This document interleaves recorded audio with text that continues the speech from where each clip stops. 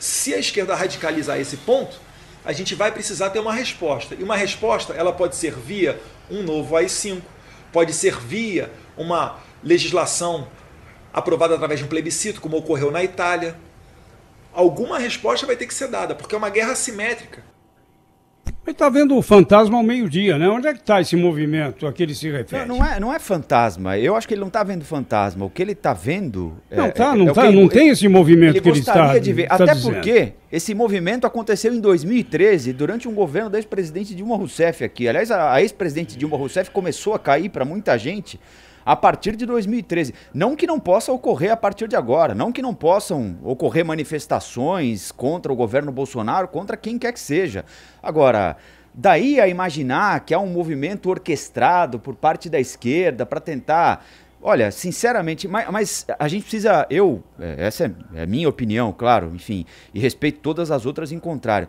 O presidente Jair Bolsonaro, os filhos dele, eles provocam esse tipo de sensação. Isso não é simplesmente ver fantasma. Eu nem sei se eles acreditam nisso que eles falam. Sinceramente, tenho dúvidas seríssimas a respeito disso. O que eles fazem é tentar impor o medo, o que eles fazem é tentar provocar uma sensação de instabilidade permanente, o que eles fazem é tentar passar às pessoas a impressão de que há um risco iminente quando elas abrirem a porta. Isso é tática. É um jeito de fazer as coisas. O comunismo está vindo aí, o socialismo está vindo aí, porque vão matar pessoas, porque na sua rua vai acontecer não sei o quê, porque na sua cidade isso, porque os vermelhos estão vindo da onde, porque os médicos cubanos estão vindo para cá com um grande planejamento para tomar as nossas cidades, as nossas ruas. Isso não resiste à realidade. Quem mais sofreu com as manifestações no Brasil, na história recente do país, foi a ex-presidente Dilma Rousseff. Então imaginar que isso é uma orquestração de grupos de esquerda, de novo o Maduro, ele disse na mesma entrevista a Leda Nagli, não, porque tudo é culpa do Bolsonaro, pega fogo na Amazônia é culpa do... Ninguém atribuiu, pode ser que alguns tenham feito, quando eu digo ninguém, aqui eu tô falando das pessoas sérias, né? Ninguém atribuiu culpa ao Bolsonaro pelo fogo na Amazônia. O que se questionou foi o seguinte: o discurso do presidente estimula quem quer colocar fogo na Amazônia ou colocar fogo lá ou não? Eu acho uma discussão válida. Outra coisa que foi discutida, o governo reagiu na hora e no momento adequados. Outra coisa absolutamente correta de ser discutida, como no caso do óleo agora.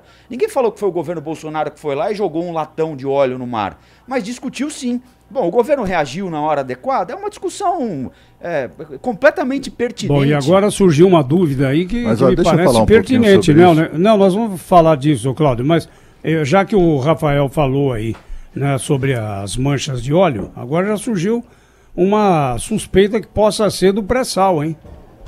De repente, sabe, tudo aquilo que foi dito contra a Venezuela não vai se confirmar. Não é que foi dito contra a Venezuela, Zé Paulo. Foram feitos uma dezena de exames em laboratórios brasileiros, os mais renomados. Falamos disso aqui. Várias universidades federais, laboratórios de universidade, laboratórios da Petrobras, todos eles foram unânimes em afirmar que esse tipo de petróleo só é encontrado nas reservas petrolíferas da Venezuela. Então, será que no pré-sal também? Pois é, não sei, mas assim, esse tipo de hipótese, que isso não passa de uma hipótese, né? Esse não é resultado de pesquisa, é a hipótese que deflagra o processo de pesquisa.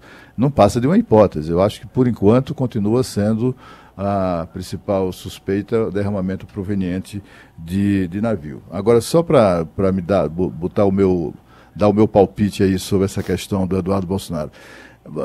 Essa declaração dele serviu para uma coisa muito útil, né? Para mostrar como ele é pouco importante, como ele é desimportante, inclusive para o próprio pai, né? Se ele estivesse falando ali em nome do presidente da República, aí a gente talvez tivesse motivos para estar gastando tempo com esse idiota, né? Se ele não tivesse sido cabalmente repreendido pelo presidente, né, pelo pai, se ele não tivesse sido desautorizado pelo pai minutos depois, tanto o pai, quando soube, ele disse isso mesmo? Então, olha, ele tá errado, não é isso, tal, e aí já começou, inclusive o próprio presidente se colocou à disposição para dar uma entrevista para o Datena quando repreendeu o filho no ar. Né? Então, assim, não há razão nenhuma para a gente estar aqui imaginando que há um projeto ou a intenção de reinstaurar a ditadura no Brasil, etc. e tal. Esse boboca, como lembrou bem o Zé Paulo, ele nem sequer só nasceria uma década depois do golpe militar, né? Ou do golpe militar não, do AI-5, né? O golpe foi muito antes, do AI-5 em 13 de dezembro de 1968. Sabe, assim, a gente fica gastando vela demais com o defunto, sabe, com o defunto ruim. É um sujeito que é um boboca, um idiota que fala coisas, enfim, que ganham repercussão pelo sobrenome que tem, mas não significa absolutamente nada, né? Eu acho que a gente tem que colocar isso nos devidos pontos. É claro que muita gente adoraria, tá louco para atribuir isso ao próprio Bolsonaro, mas com a atitude do presidente ontem de desautorizar o filho publicamente, né, de telefonar para ele, olha, você tem que negar isso e pedir desculpas. E o Eduardo Bolsonaro também procurou o Datena para entrar no ar e falar exatamente isso que o pai mandou. Então, isso é mais um daqueles ruídos provocados por essa família que não consegue enfim, que tem uma ideia fixa de ocupar o espaço próprio de governistas e também de oposicionistas. Consolidada, né? Porque as instituições reagiram rápido e bem, e acho que isso foi muito importante. O presidente da Câmara, presidente do Congresso, OAB, Frente Nacional de Prefeito, presidente de partidos. E o próprio presidente da República, né? Cuja fala nós vamos reproduzir agora aqui. Meu filho está pronto para se desculpar, tendo em vista ter sido mal interpretado. Eu falei agora com o Eduardo, tira do teu vocabulário, não existe isso, acabou. Não existe, né? Que é AI-5 no passado existia outra Constituição, não existe mais, esquece. Vai acabar a entrevista aqui, cobre dele. Não apoia, não, quem quer que seja que fale AI-5 está falando, está sonhando. Está sonhando. Não quero nem ver notícia nesse sentido aí.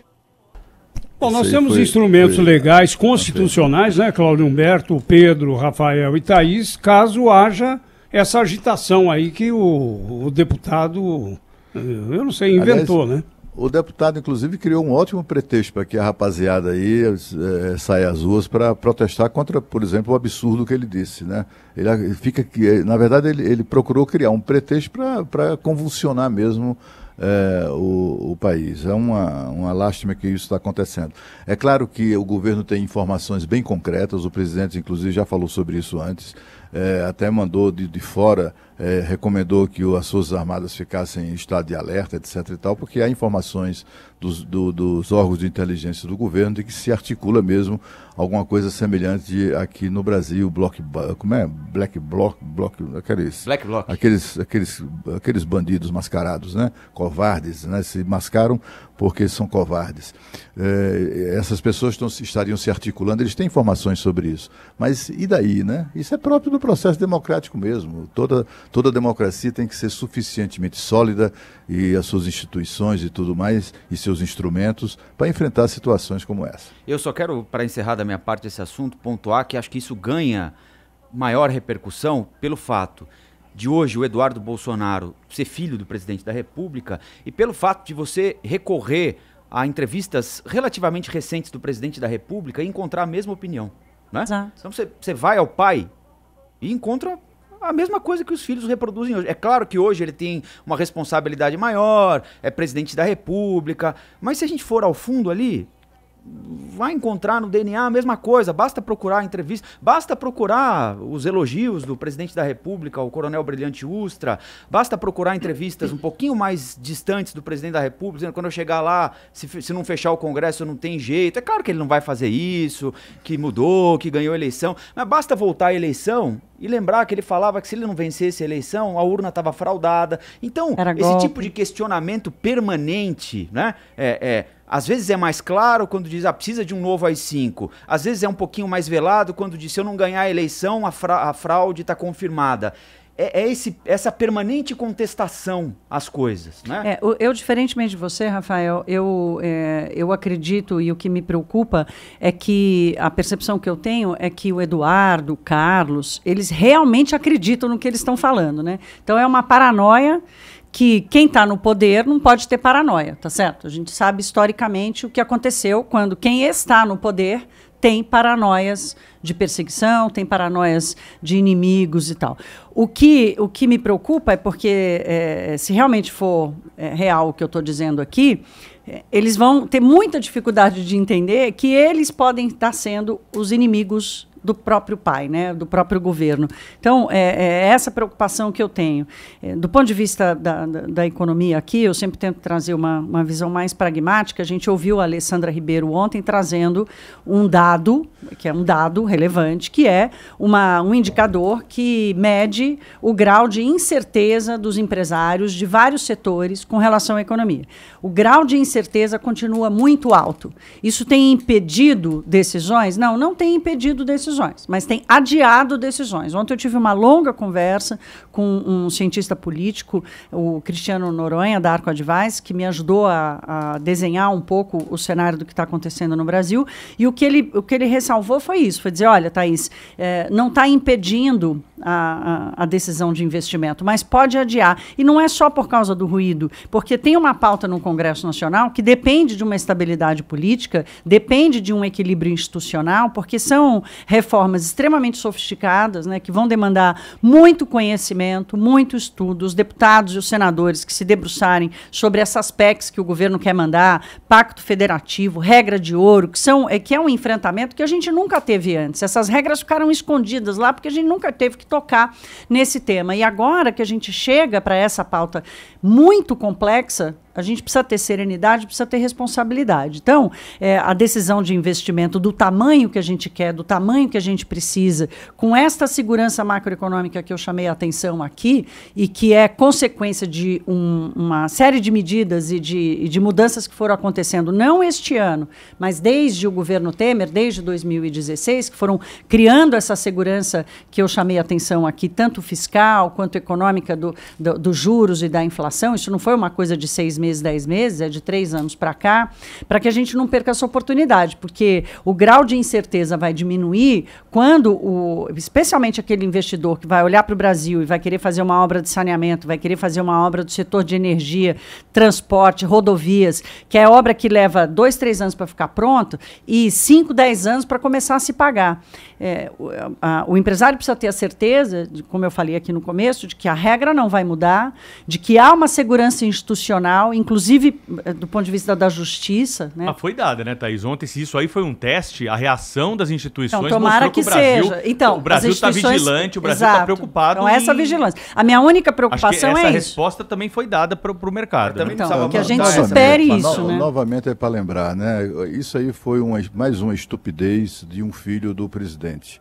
Não foi do presidente, né? O presidente, ao contrário, tanto quanto as instituições, reagiu prontamente à bobagem que o filho deu, à idiotice que o filho disse. Né? O próprio presidente fez isso. Então, assim, tem gente que ganha vida fazendo isso mesmo, né?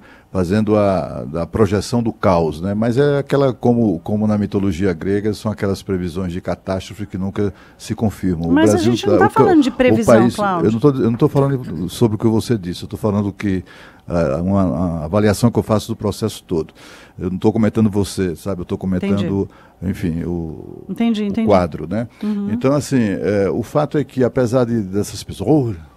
quem sabe, vai ter golpe na frente, as instabilidades, não sei o quê. E aí o país aprova a reforma da Previdência, né? A economia tem as melhores notícias que se poderia obter. Qual é o melhor cenário para a economia que podemos ter 10 meses depois de um novo governo como esse, nascido debaixo de tanta polêmica, etc. O que é que a gente precisava ter ao cabo de 10 dias? Reforma da Previdência aprovada, né, várias outras reformas importantes que foram aprovadas, risco Brasil no chão, inflação no chão, né, todos os sinais, todas as iniciativas da área econômica do governo são no sentido de favorecer os investimentos. Esses investimentos já estão chegando. A Arábia Saudita acaba de anunciar 40 bilhões de reais. Quem é que já investiu esse dinheiro no Brasil, minha gente? Né? 40 bilhões de reais para investir no Brasil. Isso é porque o príncipe lá ficou encantado com o Bolsonaro? Claro que não. Isso é uma decisão que certamente já estava tomada e o Bolsonaro só foi lá receber a notícia. Né? Já estava tomada porque eles são, tanto quanto quaisquer outros agentes econômicos, investidores, etc. e tal, são pessoas que estão de olho em tudo que acontece no mundo e soube identificar no Brasil o ambiente propício para esse investimento tão expressivo. Então, assim, qualquer outra coisa, meu Deus do céu, é pura fantasia.